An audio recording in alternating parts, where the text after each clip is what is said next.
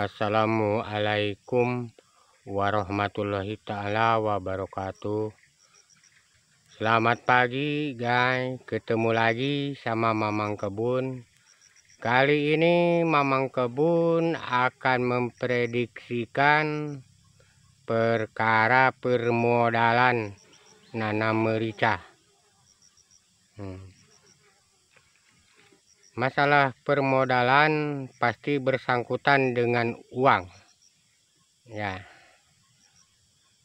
Nah, kita bahas dari satu pohon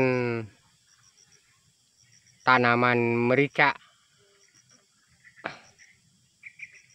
Dari satu pohon aja kita bahas berapa biaya yang kita dibutuhkan gitu.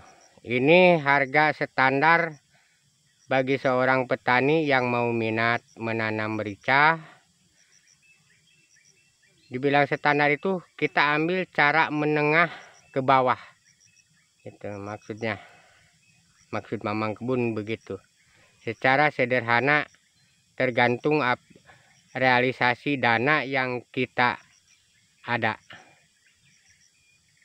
Sebelum kita melanjutkan ke perkara mau bercocok tanam sejenis merica, kita harus memprediksikan 50-50 dulu perkara dana yang kita butuhkan. Nah, dari sini jangan lupa Mamang memohon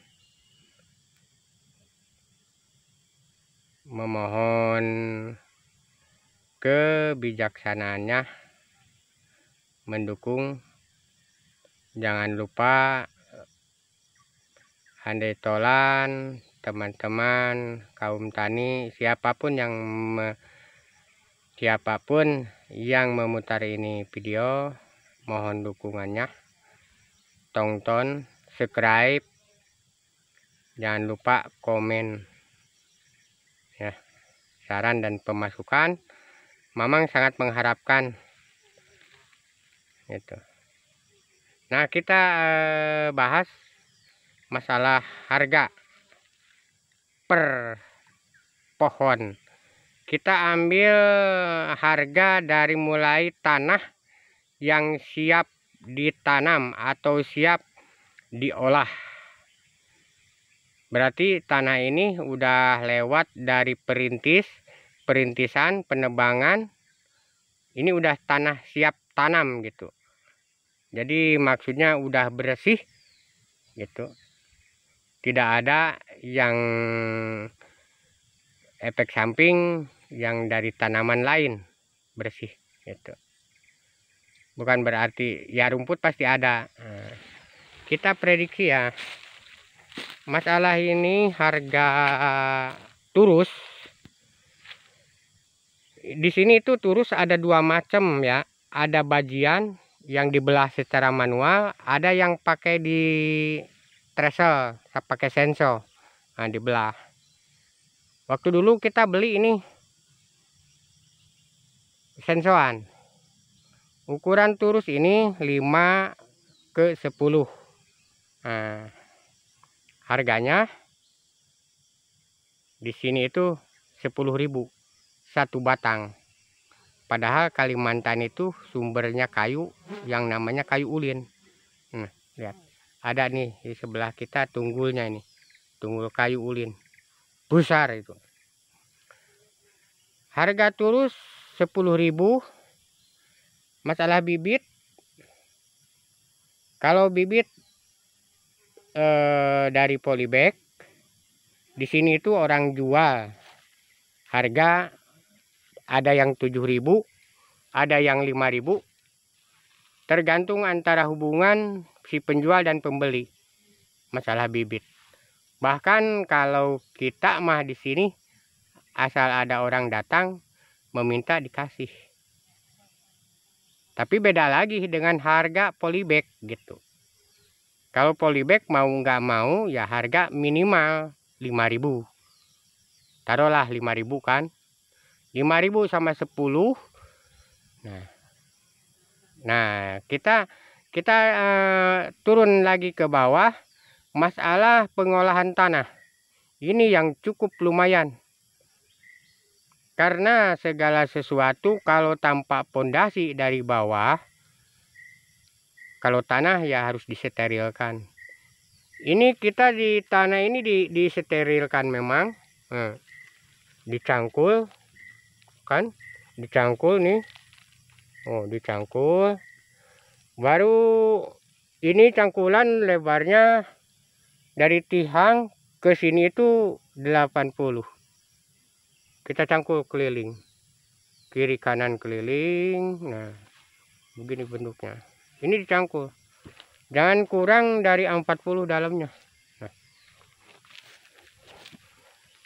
sehabis dicangkul, mungkin ada obat yang kita pakai untuk menanggulangi penyakit. Ini hanya sebatas syariat aja.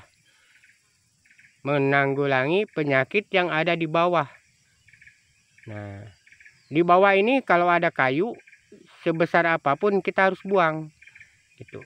Karena bakal menimbulkan datangnya penyakit. Berawal dari semut. Jadi semut, terus jadi rayap, akhirnya dia nanti akhir kemudian dia mengganggu akar, karena rawan sekali kalau merica ini gangguan di bawah tanah. Makanya kita usahakan harus steril memang gitu, dipelihara.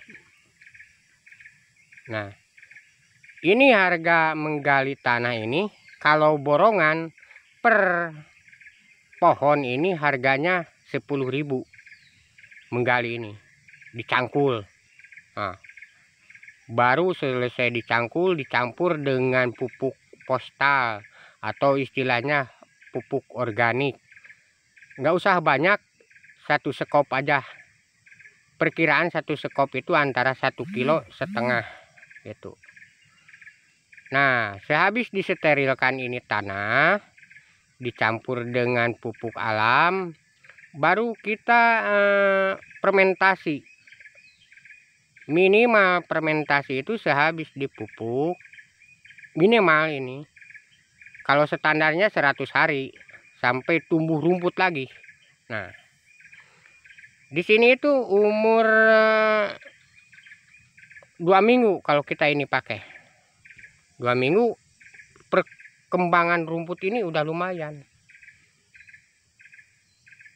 Kalau kita menghitung tanah ini, kita dilihat dulu dari tadi dicangkul itu udah ada berbentuk hijau-hijau gitu, kayak lumut gitu. Nah, posturnya kayak tanah begini.